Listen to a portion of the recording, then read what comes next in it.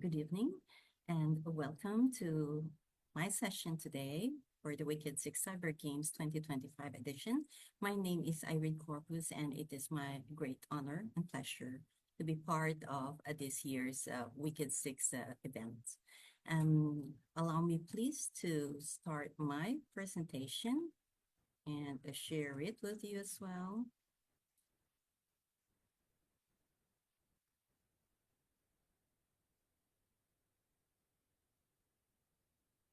Okay. So this topic that I'm going to discuss is something that maybe most of you, or not a lot, are starting to hear about, which is the quantum computers. Um, it is a very important topic to discuss right now, the same as how the AI kind of surprised everyone when the chat GPT was launched. But in fact, artificial intelligence has already been a topic of discussion since a decade ago. And then just all of a sudden, it looks like it surprised everyone last year when the chat GPT was launched. Now, the quantum computer is something that we also have to be aware of as early as now in terms of preparation. So what IT and cyber professionals need to know, I'm going to talk about understanding the quantum revolution and its cyber impact. Okay. My name is Irene Corpus. I'm one of the founding partners of the Women in Cybersecurity Middle East, and also its head of governance and communications. What I like about cyber is that it's like we hope we can sleep, but in fact, it's keeping us awake most of the time. And how do I get into cyber? It started in 2012 when I was hired to implement an information security standard in one of the entities. A disclaimer about this presentation: I am not scientist. Most of the quantum physicists or resources that we talk with, they are scientists. So they talk about their inventions. They talk about a lot of things wherein the terms, most of them are very scientific. And therefore, I would like to say that this presentation is not a scientific one.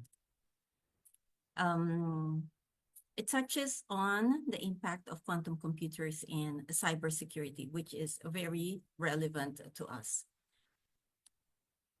What is quantum computing, or what is a quantum computer? Let's begin in the early 1900s.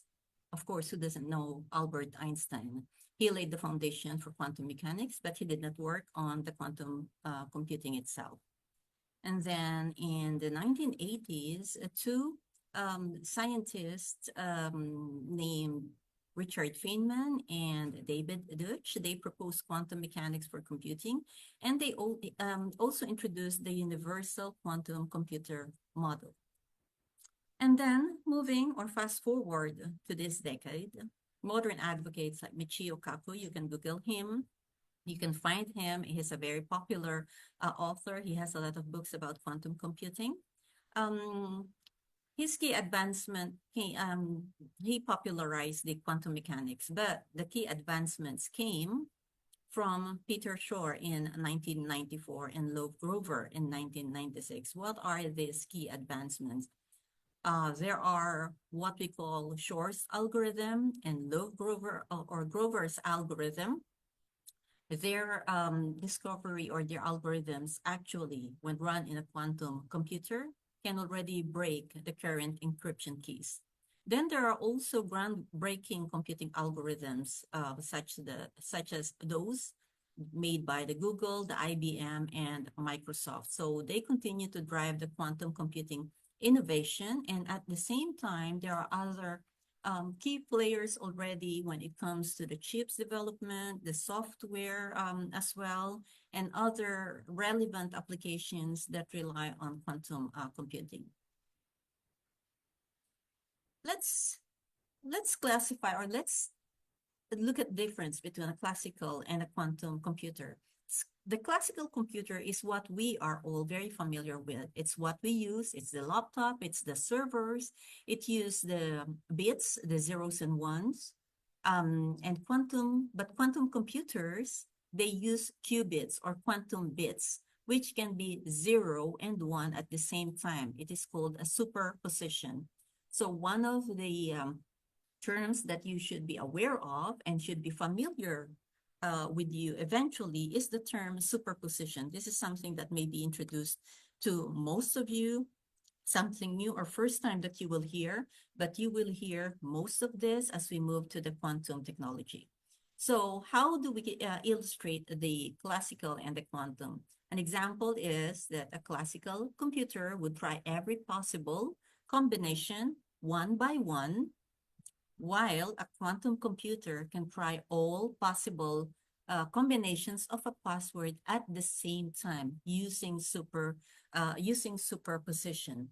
So it means that the Shor's algorithm, when it is run on a supercomputer or a quantum computer, it can break the password so easily.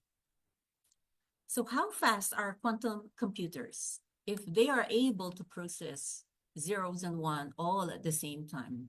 So in finance, the quantum computer can be used as risk and analysis, portfolio optimization. So through quantum computers, it can be reduced from hours to days. So a quantum or a complex risk analysis and portfolio optimization could be completed in seconds or minutes, and it will eventually improve the investment strategies and fraud detection.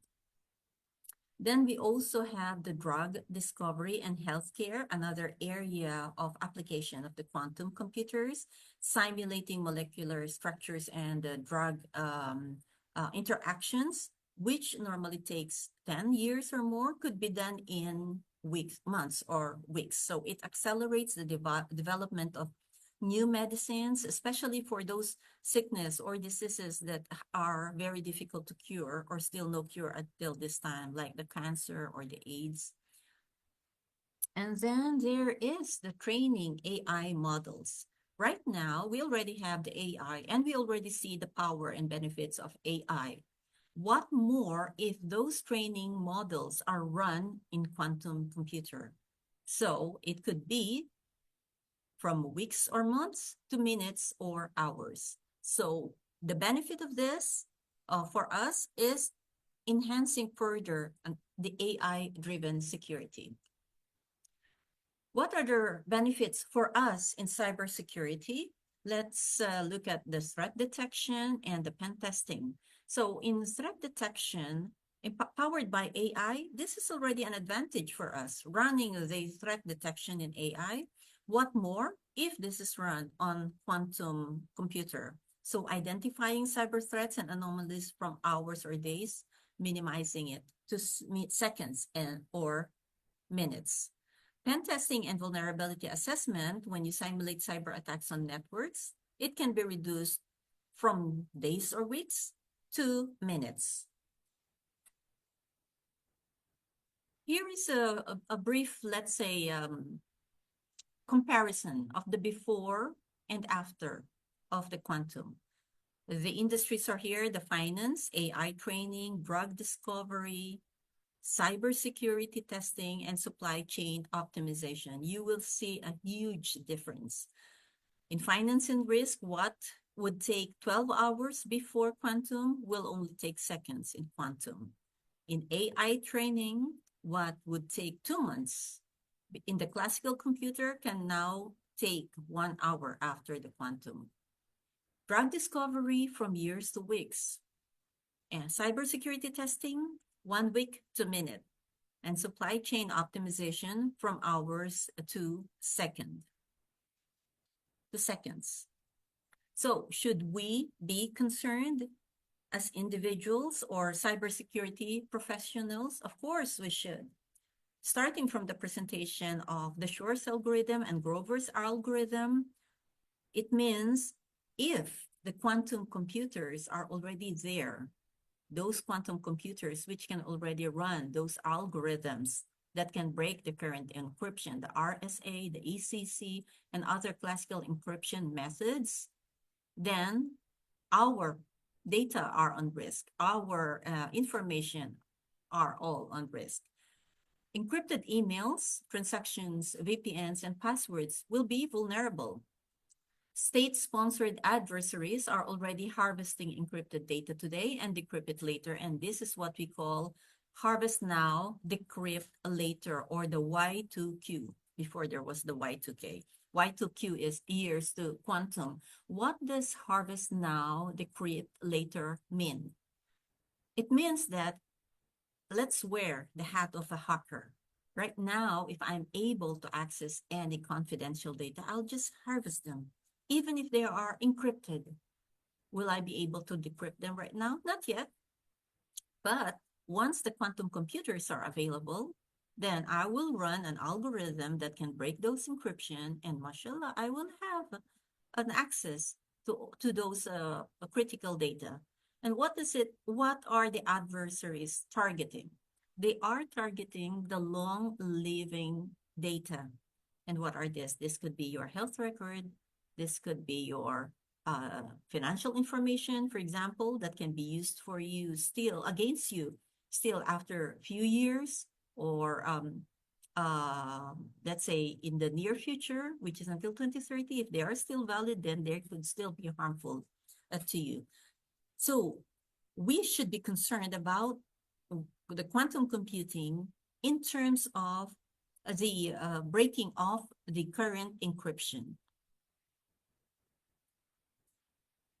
Post-quantum cryptography is, or the PQC, you will also hear about this term very often, and you have to start familiarizing yourself with this term as well.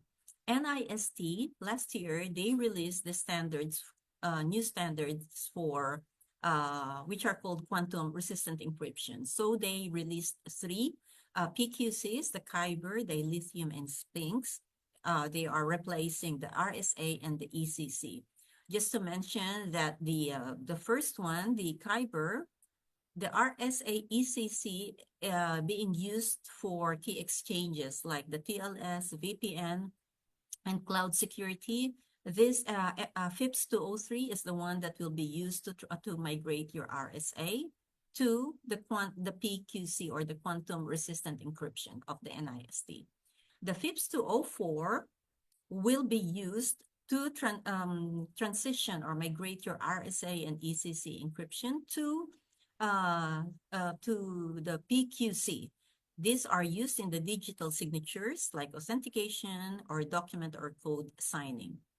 And we have another applications where we use the encryption or cryptography, long-term secure signing, or let's say firmware or critical infrastructure. The FIPS 205 or the Sphinx is the one that will be used to replace the RSA ECC. So something good to know, we do not need to migrate to a quantum computer to adopt the PQC. No users should migrate to a quantum computer just to adapt them, because the PQC algorithms, as mentioned, the Kyber, Lithium, Dilithium, and Sphinx, they run on the classical computers, just like existing cryptographic algorithms, the RSA and the ECC. But the goal of PQC is to replace the vulnerable classical encryption. These are quantum-resistant alternatives to the current encryption.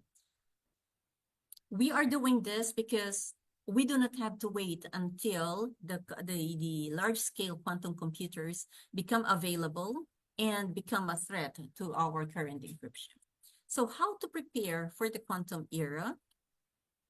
IT and cyber professionals, us, we have to learn about post-quantum cryptography. I'm not saying that we should learn how to do cryptography itself, but we have to understand what the PQC is, how it will replace our current cryptography algorithms, and how to transition. So we have to start assessing the quantum vulnerabilities in our current system. What it means is that there should be a scanning and inventory. What are the assets that you have, or the systems that you have, that are currently using these vulnerable crypto algorithms? And then there are also NIST guidelines that are already being published about quantum cryptography roadmap. You have to use these resources, especially um, creating awareness and also creating the skills or the people to transition to the PQC is another objective of the companies. You have to build your resources, you have to build the skills to be able to transition to the PQCs.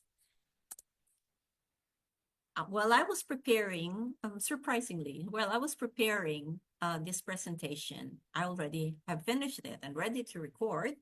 But all of a sudden, just 2 days ago, I saw a post from the NIST, which says that they have chosen another algorithm for post-quantum encryption.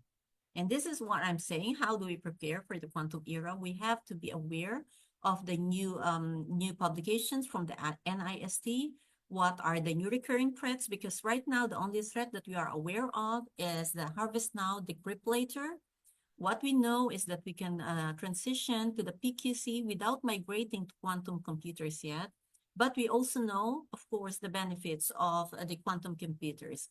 Like the AI, quantum computer is a double-edged sword. If it falls on the wrong hands, whatever we see being the option of the adversaries right now, they will also use it in the same purpose. So quantum computing isn't a science fiction, it's becoming fast. So we have to be prepared. And this Quantum Computing 101 is a sort of a good introduction for all of you. I'm not trying to make it a very scientific in terms of the terms. There are more terms that you will learn beyond the PQC or the superposition, quantum Shor's algorithm. Eventually, you will all be familiar with this, but it is of course very good approach to just keep yourself aware.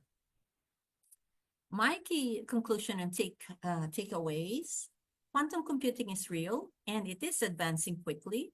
It can break today's encryption, forcing a move to post-quantum security. And quantum has a huge potential beyond cybersecurity, like in the case of AI, finance, and healthcare. So your next steps: stay informed, test quantum safe encryption, and adopt early. I always say when I talk about quantum computing, I say that I bridge the gap between the Martians and the Earthlings. It is because, again, eventually, when most of the conferences will focus about quantum computers and the cybersecurity in quantum, you will you will meet scientists, and when they talk about the quantum computers, we hear a lot of scientific terms which are, to some would say, I'm an earthling, I'm talking with the Martians. And this was also my experience before. I really cannot understand what they're saying until I engaged with quantum scientists, quantum researchers as often as I can. I read a lot, and then eventually I'm learning their language. So this quantum technology is very important in terms of its uses, its benefits, but there's also a threat that us in the cybersecurity industry will also have to be prepared for. And if we cannot breach that gap, then it will also be a hindrance for us to move forward as fast as possible. So let's bridge the gap between emerging technology and real world application together. Thank you very much. My name is Irene Corpus, and it was again of a great pleasure to present this to you tonight. And you can connect with me on LinkedIn. My LinkedIn email address, LinkedIn profile is here. Thank you very much, and I'm wishing you all a very pleasant day.